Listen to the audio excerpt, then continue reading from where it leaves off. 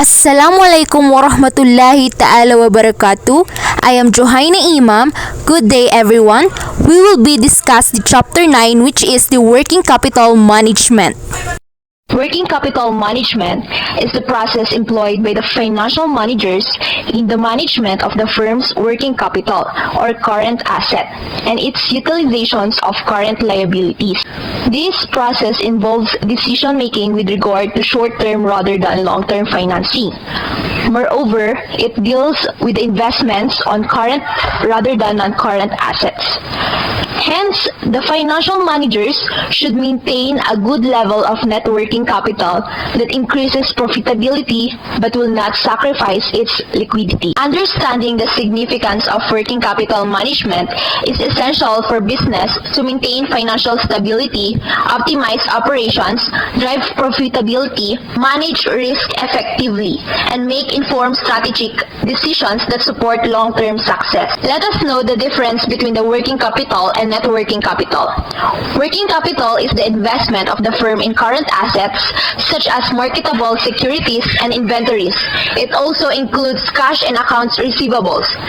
Net working capital is the net amount after deducting the total current liability from the current asset. The working capital and net working capital are both crucial financial metrics that provides insights into a company's financial health and operational efficiency. To understand the difference between of two, working capital represents the difference between a company's current assets and current liability. The calculation is working capital is equals to current assets minus current liabilities. The significance of working capital are it indicates the company's ability to cover short-term financial obligations with the current assets. A positive working capital signifies that a company has enough liquid assets to meet its short-term liabilities, while a negative working capital may indicate potential financial distress. Components of working capital are current assets, typically include cash, accounts receivables, and inventory, while current liabilities includes accounts payable, short-term debt, and accrued expenses. While net working capital is a refined measure that focuses on the difference between a company's total current assets and its total current liabilities, excluding cash and short-term investments. The calculation is net working capital is equals to current assets, excluding cash and short-term investments, minus current liabilities. The significance of net working capital provides a more accurate view of company's operational liquidity by excluding cash that is readily available and short-term investments that can be quickly converted into cash. It highlights the company's operational efficiency and excess assets available after setting current liability. The component of net working capital typically considers accounts receivable, inventory, prepaid expenses, and other non-cash current assets, along with accounts payable and other operational current liabilities. To make it summary, working capital measures overall liquidity, while net working capital focuses on operational liquidity by excluding non-operational items like cash and investments. The working capital is managed by considering the following: cost of short-term financing or bank loans, cash and marketable securities management, accounts receivable management, inventory management, and accounts payable management. What are the effects of high or low net working capital? The change in working capital affects the firm, especially its profitability and liquidity. There is increase in net working capital when the current assets increases in relation to change in current liability, or the current assets increase without change in current liabilities. The effects, this would result to high liquidity but low profitability of the firm. The basis, the increase in liquidity is due to the additional current asset that will be used to pay the currently maturing obligation of the firm. However, the decrease in profitability is in line with the investments in current assets that provides a low return. While there is decrease in net working capital when the current liabilities increases in relation to the change in current asset, or the current liabilities increases without change in current assets. The effects, This would result to high profitability but low liquidity of the firm. The basis, the said increase in profitability is due to savings from lower rate of interest applied in short-term than long-term borrowings. For example, the interest rate of a short-term bank loan compared to that of interest rate of the corporate bond or note. The negative effect, though, is in the firm's liquidity. By resorting to borrowings with short-term maturity, the firm has to pay frequently compared to payment of liability arising from long-term financing. Hence, the firm may not have sufficient funds for other investments because of the need to meet its current obligation. Let us understand the following sources of financing. Temporary sources. The financing consists of current liabilities and short-term notes payable. Permanent sources. The financing consists of issuances of equity security such as preferred and common. In addition, the issuance of intermediate and long-term debt as notes and bonds. While spontaneous sources, the financing consists of accounts payable or credits that arise in the daily operations of the firm. To understand the significance of each sources of financing, temporary sources provide flexibility and risk management for short-term needs, ensuring operational continuity during fluctuation. Permanent sources offer stability and reliability for ongoing operations, supporting long-term financial sustainability and strategic planning, while spontaneous sources enhance efficiency, working capital optimizations, and cash flow management by leveraging existing assets and liabilities effectively. Understanding the significance of temporary, permanent, and spontaneous sources of working capital management is essential for businesses to maintain financial stability, manage liquidity effectively, and optimize operational efficiency. By strategically balancing these sources based on short-term needs, long-term stability, and spontaneous cash flow optimizations, companies can enhance their working capital management practices, improve financial performance, and foster sustainability growth. In conclusion, each source plays a unique role in working capital management, and a comprehensive understanding of their significance enables business to navigate financial challenges, maintain liquidity, and drive operational success. Two types of investment in asset. Temporary asset, which is the investment in assets that are sold or liquidated within the normal operating cycle or 1 year, such as inventories and accounts receivable. Permanent asset, which is the investment in assets, whether current or non-current, as long as they are maintained in the firm for more than 1 year period or for foreseeable future.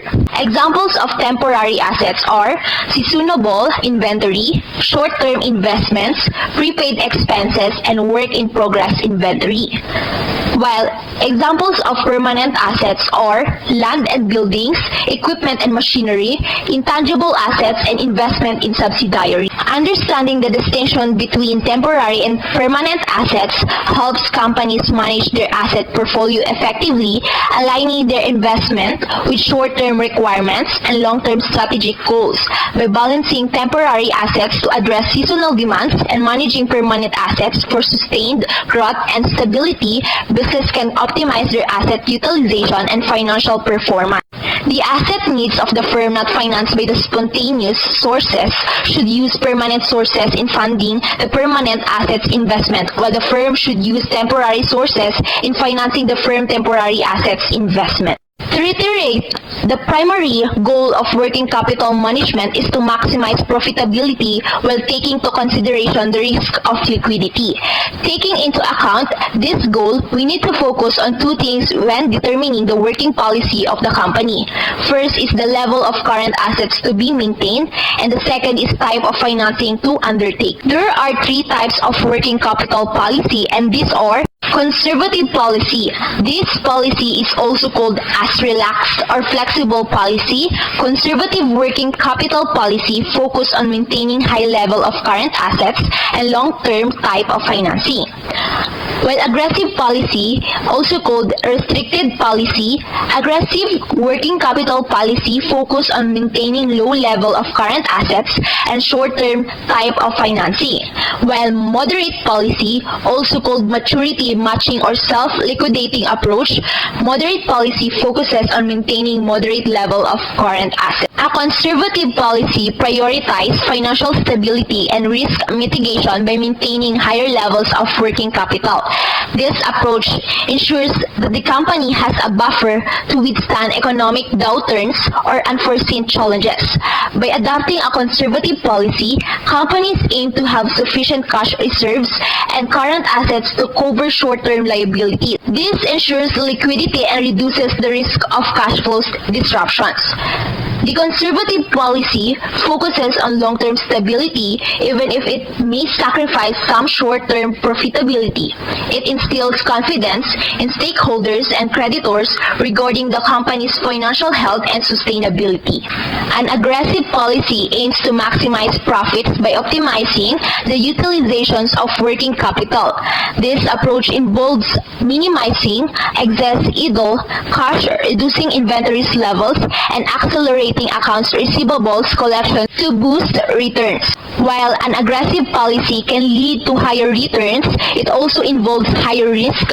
Companies following this policy may take on more debt or operate with lower liquidity levels to invest in growth opportunities and increase financial leverage. An aggressive policy can enhance a company's competitive positions by freeing up capital for strategic investments, innovations, and expansion. It allows companies to seize growth opportunities and gain a competitive edge in the market. A moderate policy strikes a balance between risk and return by adopting a middle ground approach to working capital management. It aims to optimize operational efficiency while maintaining a reasonable level of risk and liquidity. The moderate policy offers flexibility to adapt to changing market conditions, customer demands, and economic uncertainty. Some of the characteristics of each policy: conservative policy, keeping large amount of cash, keeping large stock of inventory, granting liberal credit terms resulting in a higher receivable balance. While aggressive policy, keeping low level of cash, keeping low stock of inventory, granting conservative credit terms and minimal credit sales resulting in a higher receivable balance. While moderate policy, fixed assets and permanent current assets are financed by long-term obligations, while temporary current assets are financed by short-term of obligations. In conservative policy, fixed assets financed by long-term obligations, temporary current assets financed by short-term obligations, while permanent current assets financed by long-term obligations and by short-term obligations.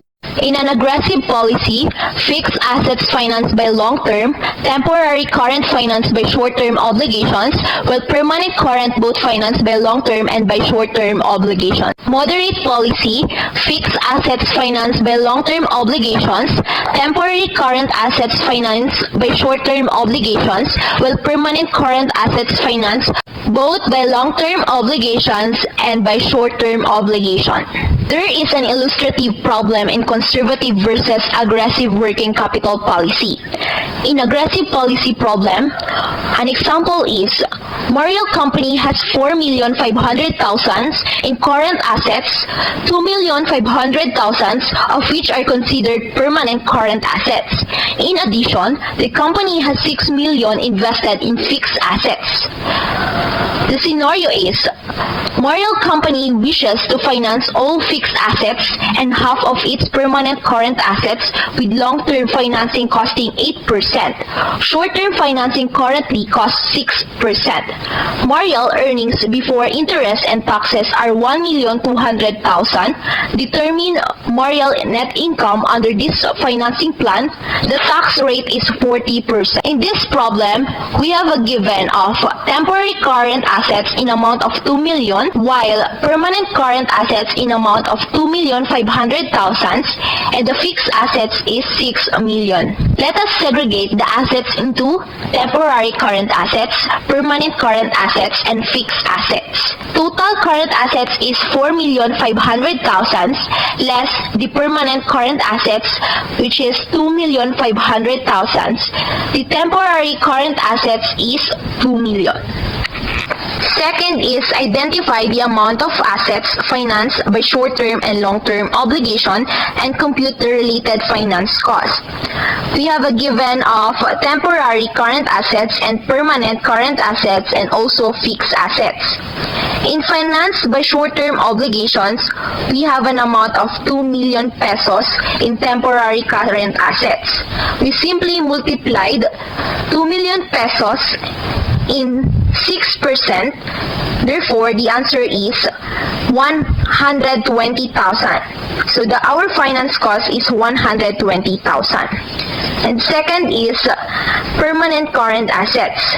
In finance by short-term obligation, we have an amount of 1,250,000. We simply multiply to 6% and the result is 75,000.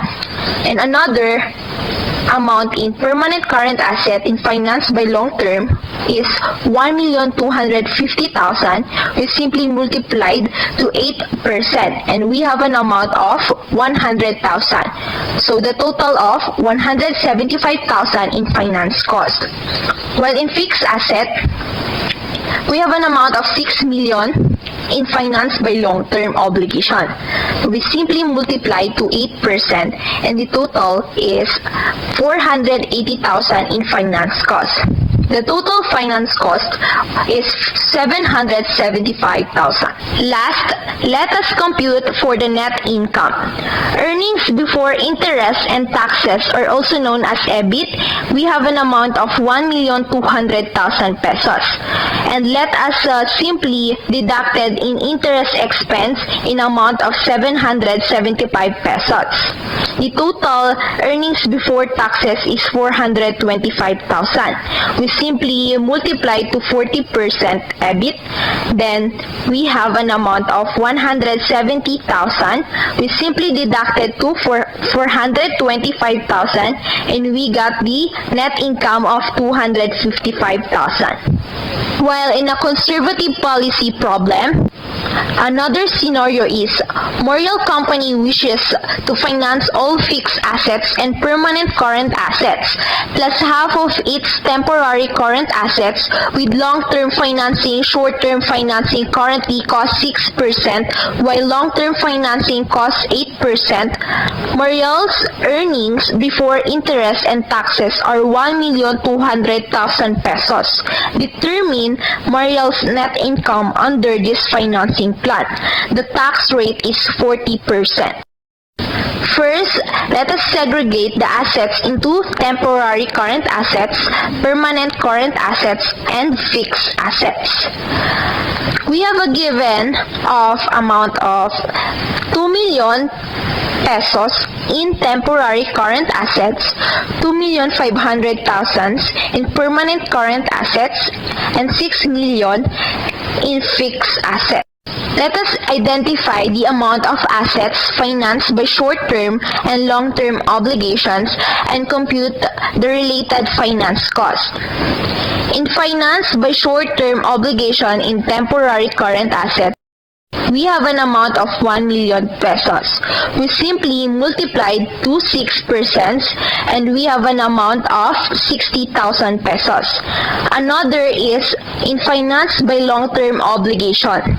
We have an amount of 1 million pesos in temporary current asset and we simply multiplied in 8% and we have an amount of 80,000 pesos in a total amount of 140,000 pesos in finance cost of temporary current assets.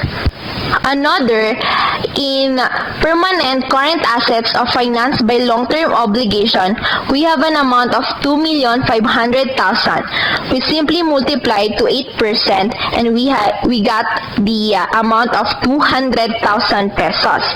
Therefore, in finance cost of permanent current asset, we have 200,000 pesos.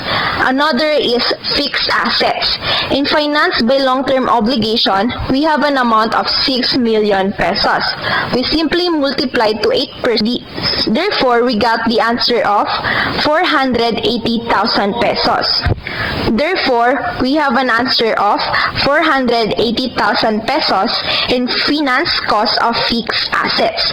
The total finance cost is 820,000. Last is let us compute for the net income. Earnings before interest and taxes are also known as EBIT. We have an amount of 1,200,000. And let us simply deduct the interest expense in amount of 820,000. The total of EBIT is 380,000. Then let us simply multiply to 40% of EBIT. Therefore, we have an amount of 152,000. We simply deducted to 380,000 and our net income is 228,000. It can be observed that there is a lower net income in scenario 2, conservative policy, than in scenario 1, aggressive policy. This is due to the higher finance cost. Because of the larger long-term financing, we can conclude that Mariel Company is more liquid in scenario 1 than in scenario 2. Assalamualaikum warahmatullahi wabarakatuh. I am Sandori Bauti Caris, and my assigned topic is liquidity. But liquidity is already discussed and illustrated in chapter 3, but I will define it to recall the liquidity. Liquidity is the ability of the firm to meet its short-term obligation when they fall due. In addition, this is the capacity of the firm to convert short-term assets into cash. Kapag sinabi nating liquidity, ito yung kakayahan ng isang company to convert its assets into cash. Kasi ang primary purpose kung bakit kailangan ma-convert into cash ay para makabayad ng utang. Sa finance, madidefine natin ang liquidity kung gaano yung kakayahan ng isang company to pay its debt. Financial managers or analysts commonly use these following liquidity ratios: current ratio, quick ratio, cash ratio, working capital to total asset ratio. Current ratio, also known as working capital ratio, is one way to assess the overall liquidity of a company by comparing current assets to current liabilities. The current ratio is calculated by using the formula total current assets over total current liabilities equals current ratio. I will not give illustration in this because what I've said in the previous that it discussed in the previous chapter. The next, quick ratio.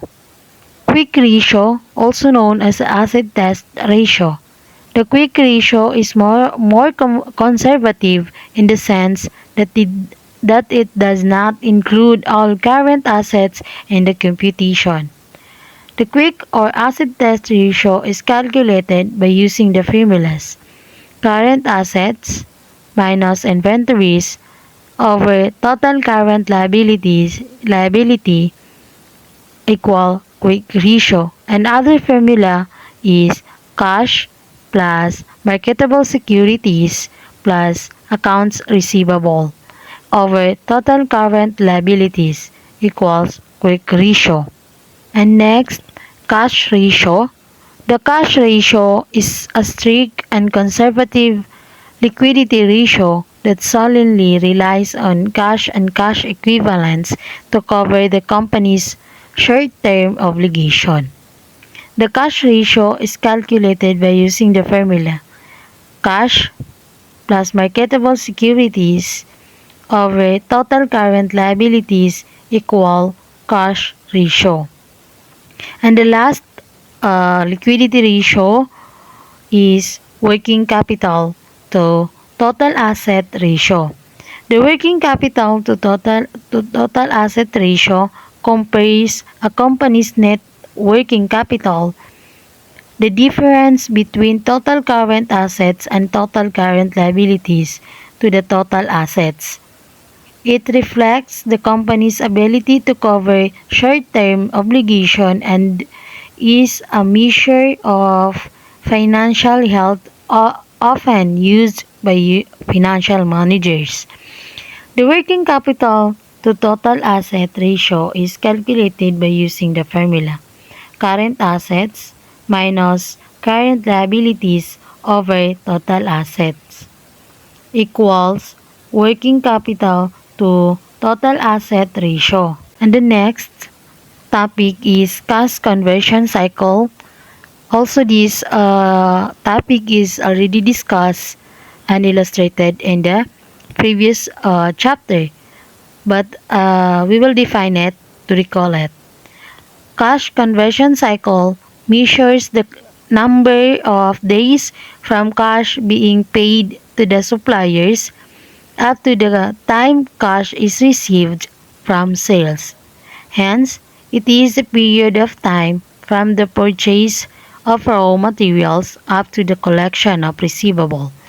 The cash conversion cycle can be calculated by using the formula average receivable period plus average inventory period minus average payable period equals cash conversion cycle. Normal operating cycle is the summation of these two periods, the average inventory period and average receivable period.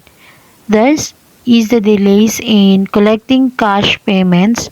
On the contrary, the delay of time between purchase of materials and the payment made to the supplier is referred as accounts payable period. Understanding the cost of short-term financing through a bank loan is crucial for making informed financial decisions. By evaluating the various expenses associated with the loan, borrowers can assess the affordability of the financing option and plan their repayment strategy effectively. Annual percentage rate is the cost of source of short-term financing that considers simple interest or nominal interest. Moreover, this rate does not consider the effect of compounding. The rate is also known as simple interest rate or nominal interest rate, which is computed using the formula interest amount over principal times time period. And I will give an illustration about this to better understand. Illustrative problem. ABC Company borrowed 100,000 pesos for 90 days period. The firm will repay the 100,000 pesos principal amount and 3,000 interest. What is the annual percentage rate of interest? Sa problem na to, pwede nating masolve ang annual percentage rate of interest. Because given naman yung interest, principal at yung time period. The interest is 3,000 and the principal is 100,000.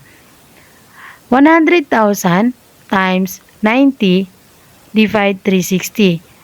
Saan nagmula ang 360? Sa 1 year. 12 times 30 equals to 360.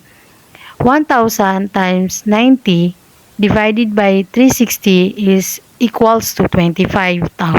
3,000 divided by 25,000 is equals to 12%. And that 12% is the annual percentage rate of interest. The result shows that the cost of short-term fund is 12%. This is the effective rate of interest without considering the effect of compounding. Note, in computing for the simple interest rate per day, the nominal interest rate shall be divided by 360 unless the number of days per year was specified. Hence, the formula nominal interest rate divided by 360 equals to simple interest rate per day.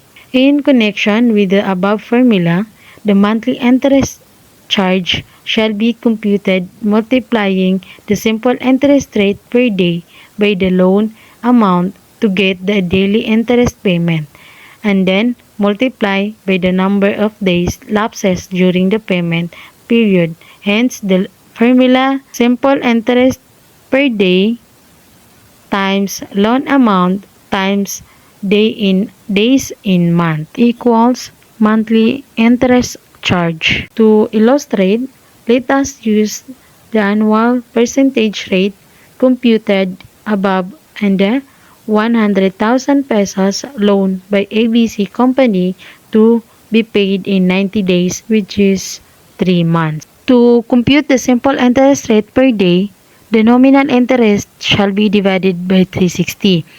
Ang nominal interest rate na gagamitin natin is yung annual percentage rate na na-solve natin kanina, which is 12%. Na-fraction natin siya, 0.12 divided by 360 equals to 0.000333. At yan yung simple interest rate per day natin. At yung to get the monthly interest charge na yung nakuha nating simple interest rate per day, i-times natin sa loan na 100,000 pesos times 30 days. At makukuha natin yung per month na monthly interest charge. At nakuha natin yung 1,000 pesos. At to get the total interest for 3 months is 1,000 times 3 months equals to 3,000. At that 3,000 is the total interest for 3 months. So let us proceed to the cost of short-term financing bank loan. By the way, my name is Noraline Haji Ismail.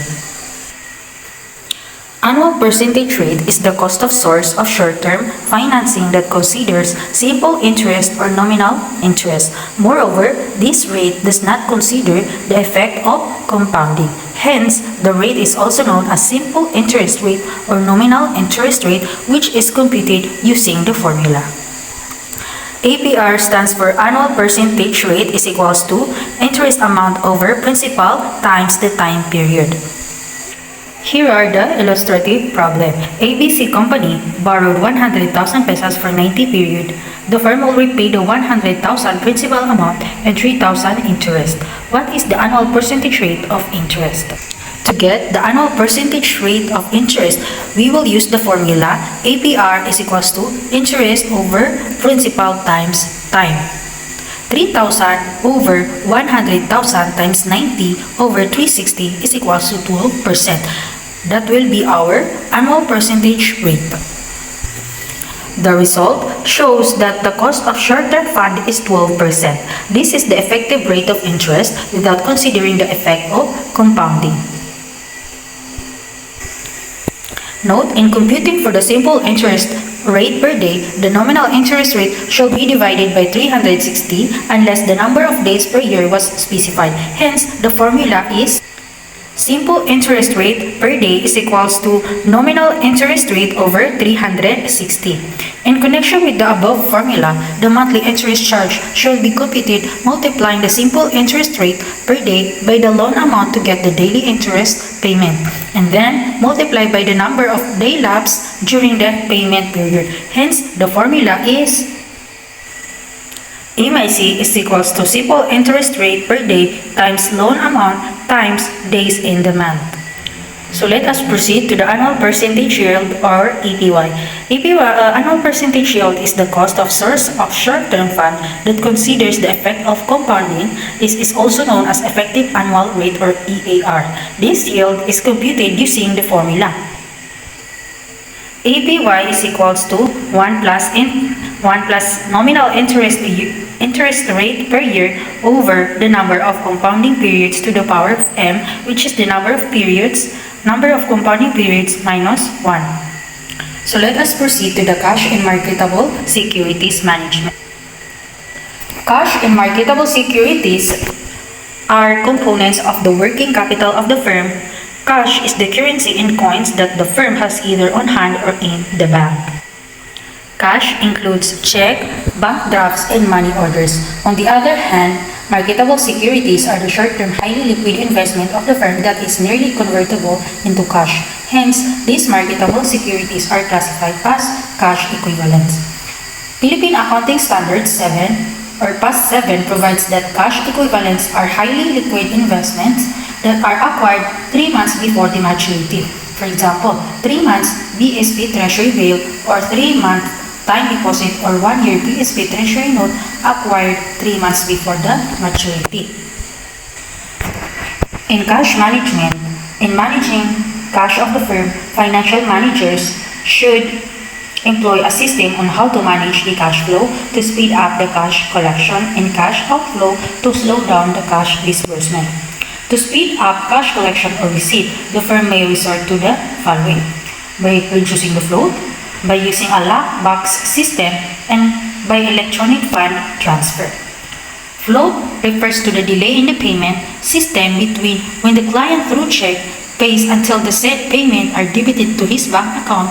Float is also the period of time when the check is written until its actual encashment or clearing in the bank account of depositor. The total float is composed of the following. Number 1 is the mail float. This is the length of time when the client writes and mail a check to the firm up to the time when the firm starts its processing. Number 2 is processing float. This is the length of time from the processing of the check before its deposit in bank. Number 3 is transit float. This is the period for the deposit check to clear in the bank, which is usually within 3 days. And lastly, disbursement float. After clearing, the client's funds are already available in the bank account of the firm. In managing the inflow of cash, the float should be reduced in order to speed up collection and accumulate more funds to improve the firm's liquidity. Float can be classified as disbursement float or collection float. A float is known to be collection float when the firm receives a check for collection, while it is a disbursement float when the check are issued by the firm for repayment. The effect of float in firm's book value and the available cash balance in bank. In disbursement float, there is a decrease in the book balance, but the available cash balance of the firm remains the same until the check is cleared and fund is transferred to the bank account of the firm.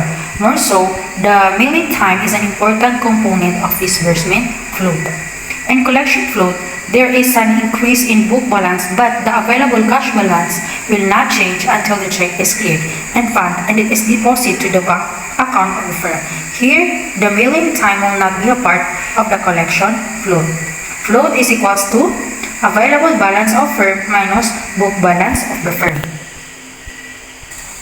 Here is the illustrative problem. Petra Corporation has a total deposit in BPE Bank of 250,000. On June 1, 2023, the disbursement officer writes an issued check on 200,000 pesos to the supplier of raw materials. The said check was deposited by the supplier cleared on June 15, 2023. On the other hand, the treasurer deposited a check worth 300,000 on July 2, 2023. For the collection from the client, the check was deposited by the firm to the BPE Bank, then presented the check to the client's bank to receive 300,000 on July 8, 2023. So the question is, what is the disbursement float and what is the collection float?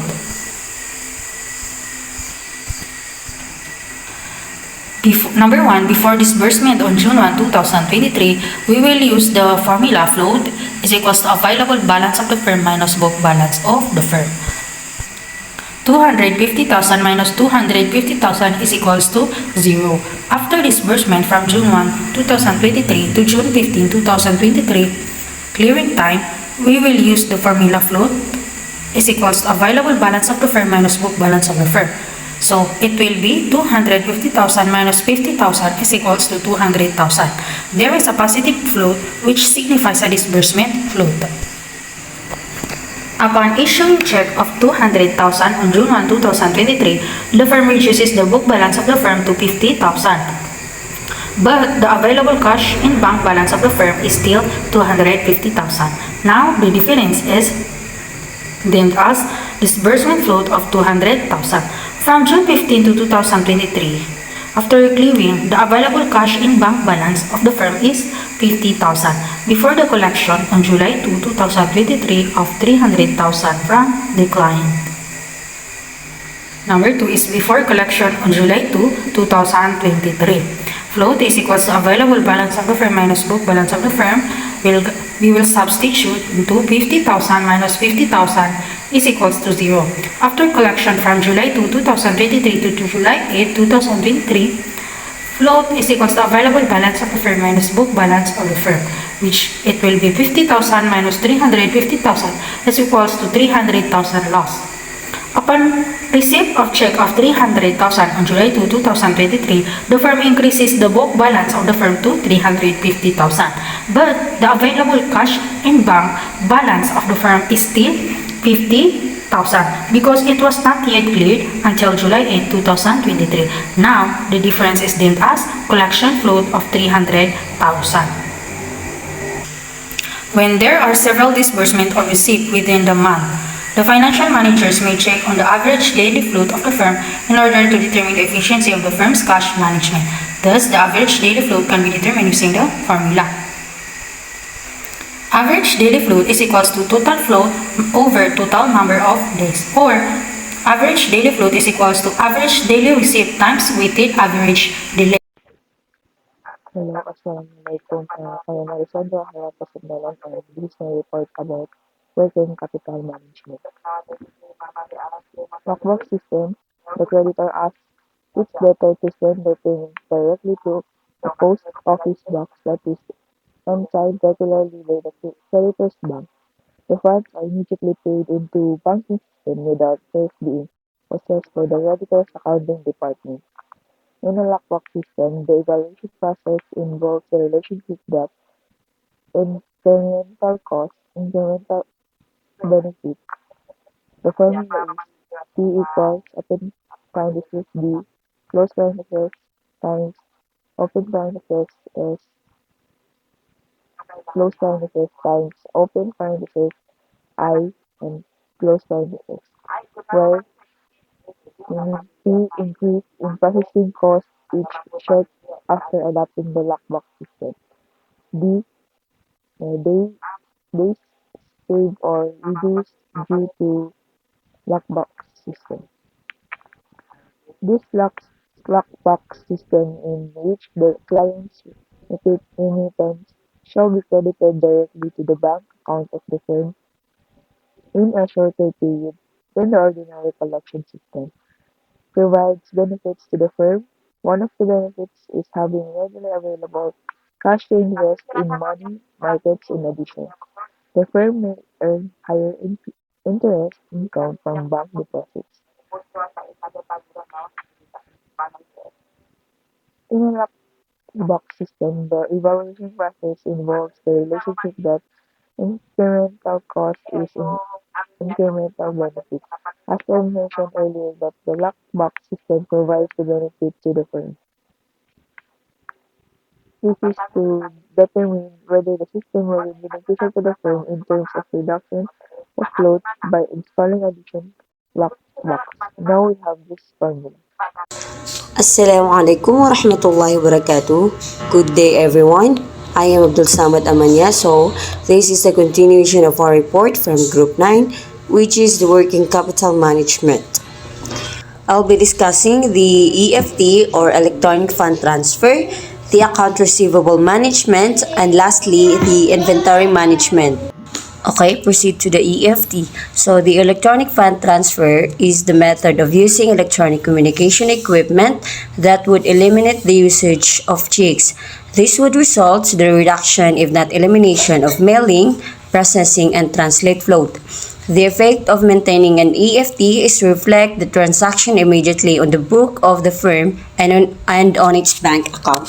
So, ang EFT o ang Electronic Fund Transfer o direktang deposito ay isang digital na paggalaw ng pera mula sa isang bank account patungo sa isa pang bank account. This transfer take place independently from bank employees. So, bilang digital transaction, hindi mo na kailangan pa ng iba pang paper documents kasi diretso na ito sa iba pang bank account. So an example of EFT is the use of credit cards or debit cards in paying the goods or services such as GCash, PayMaya, BPI, and some other online banking, which is the Express online banking. And now proceed to the account receivable management. So what is account receivable management? The account receivable management is a sales revenue may be classified as cash sales revenue or credit sales. In order to improve the sales revenue of the firm, the sales department usually offer a lenient term of sales which sometimes offer a cash discount for prompt payment. In effect, the average age of receivable of the days a sales receivable will be reduced. In line with this, let us study the factors to be considered in managing the firm's receivable such as the average receivable period or day sales receivable, and the terms of sales with cash discount effect. So the account receivable management is the process or monitoring and controlling the money of customers owed to a business for goods or services purchased on a credit. The average age of receivable or the day sales receivable is one of the composition of the operating cycles of the firm is the account receivable period. The financial manager should decide on the operating activities that would tend to reduce the operating cycles by speeding up the collection of credit sales, hence lowering the accounts receivable period. The average receivable period or the day sales receivable it indicates the total time for which the account receivable remain uncollected that expressed in terms of the days. So, the account receivable period is calculated in this formula.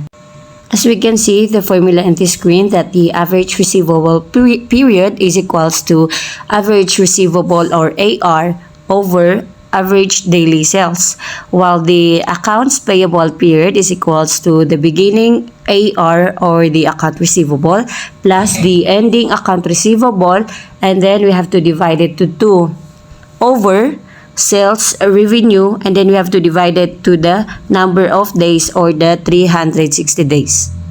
The other composition of the operating cycle is the terms of sales or the credit terms. So the firm as a seller should clearly set the rules in extending credit to the prospective buyer. This set of rules known as credit policy has the following variables. So we have the variables here, which is the credit period, the discount, credit standard, and the collection policy. So what is credit period? A credit period is the length of time which the buyer is granted the right to defer payments. So, this means that a credit period ay ang tagal ng oras na ibinigay ng buyer sa seller upang bayaran ng mga bagay o items na kanilang binili mula sa kanila. Next is the discount trade or cash. So, it is the process of determining the present value of a payment or a stream of payments that is to be received in the future. The trade is the discounts or the reduction in price that a supplier applies to a product cost when selling to a reseller. And the cash discount, it is a discount na inalok ng mga buyer or ang nagabenta upang bigyan ng insentibo ang mga customer na magbayad ng mga singil bago pa dumating ang due date nila. Next is the credit standard. It is the process by which business oversee credit that is extended to customers for the purchase of goods and services. So the credit standard is, it includes the required financial strength a customer must possess to qualify for credit, and a lower credit standard boosts sales but also increase its bad debts. So the collection policy, this is the last one. So the collection policy, this refers to the process employed by the firm in collecting in the accounts receivable, especially those past due account. This means that the collection policy is a set of guidelines and a procedure that an organizations follow when acquiring and managing collections of materials or the assets. And now proceed to the last part of my report, which is the inventory management. So the inventory management is like the receivable management also. It is part of the current asset of the firm. Moreover, their number of days or age when combined will result to the operating cycles. It refers to the process of storing, ordering, and selling of goods and services. The discipline also involves the management of various supplies and the process. So this means that the inventory management includes in the management of raw materials, components, and finished product, as well as warehousing and processing of such items. These are different types of inventory management, and each with its pros and cons depending on a company's needs. So here are the different concepts or factors to be considered in managing the firm's inventory, such as the average inventory period or the day sales inventory, the economic order quantity or the EOQ, and the carrying and ordering cost, the safety stock, and the reorder point. So what is the inventory period? So the inventory period is the operating cycles, as discussed, is also composed of an inventory period. This measures how fast the firm sells its inventory in terms of days. The firm with the goals of reducing the operating cycles should lower the inventory period by improving the sales through offering of a lenient credit policy, but not to sacrifice the collection policy of the firms. It was discussed previously that this inventory period is the amount of time inventory sits in storage until sold. Also, the account receivable period is the time it takes to collect cash from the sales of the inventory. The inventory period is measured using this formula. The average inventory period is equals to average inventory over average daily sales. And the other formula also, we have the average inventory period is equals to beginning inventory plus ending inventory o i-divide natin sa 2 over cost of sales divide 360 days. Economic order quantity model. To determine the size of the order that will minimize the total cost of inventory. This model considers that the total cost of inventory is equivalent to the summation of total carrying cost and total order cost. For example, you are selling a burger and you need raw materials such as bun, patty, cheese, and other materials. When you purchase these materials, there is ordering cost. It includes the processing fee and transportation fee. When delivering raw materials to your store or when the raw materials are delivered, carrying costs occur. It includes the storage-related cost. If you will order frequently with small quantity of raw materials, the carrying cost will go up, but the order cost will go down. There is an inverse relationship between the carrying cost and ordering cost. Total carrying cost, or TCC, on inventory is equal to product of average inventory and cost per unit. Assuming that the inventory is immediately replenished when it falls to zero, the average inventory is computed by dividing the total inventory order size in unit by 2. The formula of TCC is average inventory times carrying cost per unit. Total order cost, or TOC, are equal to number of order multiplied by ordering cost per order. The number of order is computed by dividing the total demand in units over the planning period by order in lot size. The formula of the total order cost is number or order times ordering cost per order. Therefore, the formula of total inventory, or TIO, is total carrying cost plus total ordering cost. The EOQ model assumes the following. There is a constant demand, constant price per unit, constant carrying cost, constant ordering cost, independent orders, and instantaneous delivery. The formula of EOQ, square root of 2 SO over C. Illustrative problem. The QEO company expects total demand for its product over the planning period to be 10,000 units. The ordering cost per order is 400 and the carrying cost per unit is 2. What is the economic order quantity? Simply apply the formula of EOQ.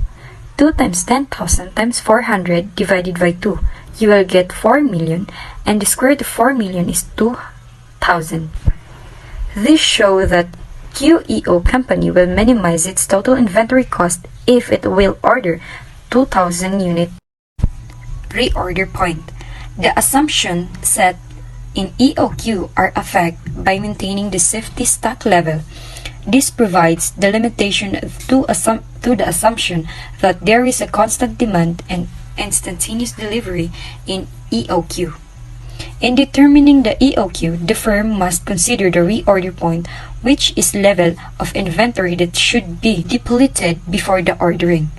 The said reordering point is affected by targeting safety stock and the delivery time stock. The safety stock is the inventory held by the firm as the buffer in order to accommodate any unexpected usage during the delivery time. The delivery time stock is the inventory needed between the period of order and receipt of inventory order. Now, the reorder point is the instant when the inventory level drops to the level of equivalent to sum of safety stock and delivery time. The formula of reorder point is safety stock plus delivery time stock. Illustrative problem. The requirements is what is the optimal EOQ? The second is how many will be the annual orders? Third, what is the level of inventory considered as reorder point? Your EOQ is 3,000 units. How do you get that? Simply 2 times 450,000 times 50 divided by 5. You will get 9 million, and the square root of 9 million is 3,000 units. The annual order is 150 order per year. 450 divided by 3,000, your EOQ, you will get 150 order per year. The reorder point, safety stock plus delivery time stock. How to get delivery time stock? 2 divide 50 times 450,000, you will get 18,000. Then add the safety stock, which is 1,000, you will get 19,000. 19,000 is your reorder point. Accounts payable management. As discussed in accounts receivable management, the firm acting as a seller offer a credit term to buyer. In turn, the buyer occur a debt arising from this credit sale offered by the seller. Hence, the buyer will record this trade credit as accounts payable in its book. The trade credit can be classified as free trade credit or costly trade credit. The trade credit is known as free if the seller offers no discount, though the trade credit is obtained without a cost, or the seller offers a discount and the credit taken during the discount period. The trade credit is known as costly if the credit is obtained by giving up discount offered by the seller, or the trade credit is excess of free trade credit. Illustrative problem. BMK purchased 10,000 calculators. Each day will list price of 200 per calculator. The credit term provide 315, net 45. If BMK took the discount and paid on 15 days, ang mababayaran lang nila is 21,100. Yung accounts payable na 15 days, i-multiply mo lang sa 10,000 calculator and then in times mo ng 149 na net price. Paano nga ba nakuha yung net price? Yung list price na 200 per calculator, i-times mo ng 3%. How do you get the 3%? 3 divide 15, you will get 3%. And makukuha mo yung 149 per calculator, yung net price. If BMK did not take the discount and delay the payment for additional 30 days, what is the amount of trade credit? So, yung 30 days, i-add lang natin yung 15 days na makuha natin yung 45 days. 45 days times 10 calculators times the net price, yung 149, makuha natin yung 87,300. The excess is over the free trade credit is 58,200. The additional or the cost trade credit, i-minus lang natin yung free trade credit, makuha natin yung excess. How much is the annual cost of extra credit?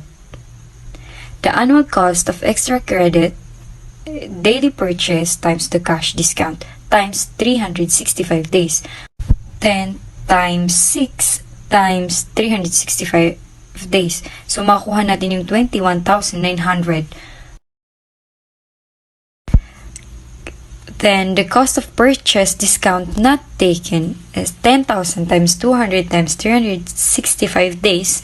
You will get 730,000. And the cost of purchase discount taken 10 times 194 times 365, you will get 708,100. So, pag the difference between the discount not taken and taken is 21,900. Same how we calculate the annual cost of extra credit. Nominal annual cost of third credit is equals to 37.629%. Yung 3%, i-divide lang natin sa 0.97, and then yung 365 days, i-divide natin sa 3%, makukuha natin yung 12.66, and then yung percentage, yung discount naman, makuha natin yung 0.39278. Pag i-multiply natin yung dalawa, makuha natin yung 37.629%. If the firm can borrow from other source for less than 37.62%, it should be taking discount and use only. Effective annual cost trade credit. So, assume natin yung 365 days, i-divide natin sa 45 days, makuha natin yung 8 months, 0.111. Yan yung gagamitin natin na months dito sa effective annual rate. Then, yung 1 plus yung nominal annual cost na 0.37629, i-divide lang natin sa month yung nakuha natin na effective annual. Then, power to the power of 8 minus 1, makuha natin yung 44.441%.